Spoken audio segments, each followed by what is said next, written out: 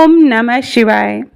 नमस्कार दोस्तों, मैं भाविनी मिश्रा अपने चैनल में आप सभी का एक बार फिर से स्वागत करती हूँ। हरियाली तीज का व्रत आने वाला है, तो हरियाली तीज का जो व्रत है वो 7 अगस्त को रखा जाएगा। तो इस वीडियो में मैं हरियाली तीज की संपूर्ण व्रत कथा शेयर करूंगी। जब भी आप पूजा करें हरियाली तीज की, तो आरती से पहले यह कथा सुनना बहुत ही जरूरी होता है। अखंड सौभाग्य की प्राप्ति होती है, ऐसा माना जाता है। तो जब भी कथा सुने हाथ में पुष्प और अक्षत जरूर ले लें और कथा शुरू करें। तो आइए जानते हैं हरियाली तीज की व्रत कथा। आइए सुनते हैं। तो प्रेम से बोलिए ओम नमः शिवाय। भगवान शिव ने पार्वती जी को उनके पूर्व जन्म के बारे में याद दिलाने के लिए यह कथा सुनाई थी। हरियाली तीज व्रत की जो कथा है वो इस प्रकार से है। शिव जी कहते हैं, हे पार्वती, बहुत समय पहले तुमने हिमालय पर मुझे वर के रूप में पाने के लिए घोर तप किया था। इस दौरान तुमने अन्न जल त्याग कर सूखे पत्ते चबा कर दिन व्यतीत किए थे। किसी भी मौसम की परवाह किए बिना तुम निरंतर तप कर रही थी। तुम्हारी इस स्थिति को देखकर तुम्हारे पिता बहुत दुखी थे। ऐसी स्थिति में नारद जी तुम्हारे घर पर पधारे। जब तुम्हारे पिता ने नारद जी से उनके आगमन का कारण पूछा, तो नारद जी बोले, हे गिरिराज, मैं भगवान विष्णु के भेजने पर यहाँ आया हूँ। आपकी कन्या की घोर तपस्या से प्रसन्न होकर वह उनसे विवाह करना चाहते हैं। इस बारे में मैं आपकी राय जानना चाहता हूँ।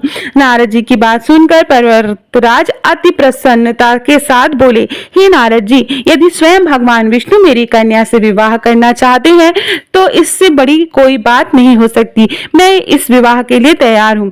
फिर शिव जी पार्वती जी से कहते हैं, तुम्हारे पिता की स्वीकृति पाकर नारद जी विष्णु जी के पास गए और यह शुभ समाचार सुनाया। लेकिन जब तुम्हें इस विवाह के बारे में पता चला तो तुम्हें बहुत दुख हुआ। तुम मुझे यानी कैलाशपति शिव को मन से अपना पति मान चुकी थी। तुमने अपने व्याकुल मन की बात अपनी सहेली को बताई। तुम्हारी सहेली किससे सुझाव दिया कि वह तुम्हें एक घनघोर वन में ले जाकर छुपा देगी और वहां रहकर तुम शिव जी को प्राप्त करने के लिए साधना करोगी। इसके बाद तुम्हारे पिता तुम्हें घर में न पाकर बड़े चिंतित और दुखी हुए। वह सोचने लगे कि यदि विष्णु जी बारात लेकर आ गए और तुम घर पर ना मिली तो क्या होगा। उन्होंने तुम्हारी खोज में धरती पाताल एक करवा दिए, लेकिन तुम ना मिली। तुम वन में एक गुफा के भीतर मेरी आराधना में लीन थी। भाद्रपद तृतीया शुक्ल को तुमने रेत से एक शिवलिंग का निर्माण कर मेरी आराधना की, जिससे प्रसन्न होकर मैंने तुम्हारी मनोकामना पूर्ण की। इसके बाद तुमने अपने पिता से कहा कि पिताजी, मैं अपने जीवन का लंबा समय भगवान शिव की तपस्या में बिताया है और भगवान शिव ने मेरी तपस्या से प्रसन्न होकर मुझे स्वीकार भी कर लिया है। अब मैं आपके साथ एक ही शर्त पर चलूंगी कि आप मेरा विवाह भगवान शिव के साथ ही करेंगे। पर्वतराज ने तुम्हारी इच्छा स्वीकार कर ली और तुम्हें घर वापस ले गए। कुछ समय बाद उन्होंने पूरे विधि विधान से हमारा विवाह किया।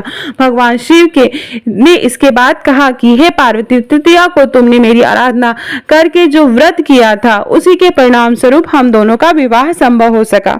इस व्रत का महत्व यह है कि मैं इस व्रत को पूर्ण निष्ठा से करने वाली प्रत्येक स्त्री को मनोवांछित फल देता हूँ। भगवान शिव ने पार्वती जी से कहा कि इस व्रत को जो भी स्त्री श्रद्धा पूर्वक करेगी उसे तुम्हारी तरह अचल सुहाग प्राप्त होगा।